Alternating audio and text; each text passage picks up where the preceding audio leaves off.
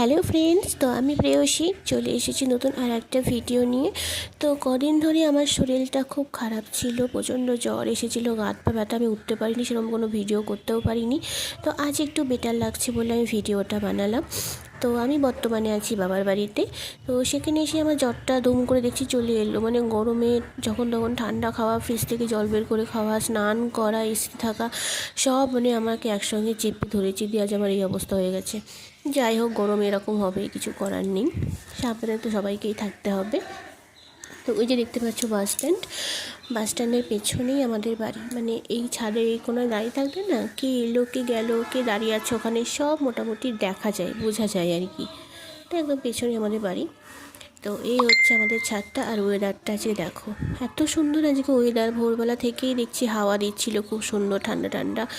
আর মানে ওয়েদারটা দেখে আমি না আর ঘরে থাকতে পারলাম না, কত হাওয়া দিচ্ছিল, হালকা ঝিরঝির করে বৃষ্টি হচ্ছিল।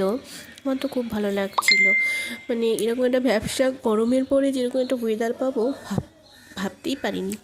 তো এটা হচ্ছে মানে 3 তলায় ঠাকুর ঘরটা।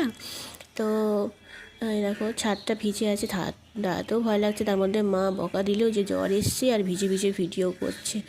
বৃষ্টি পড়ছিল না, আমি যেই ছাদে গিয়েছি অমনি শুরু হয়ে গেছে হালকা। তো কি বলবো, আর যাই হোক, ভিডিওটা কেমন লাগলো জানিও। টাটা।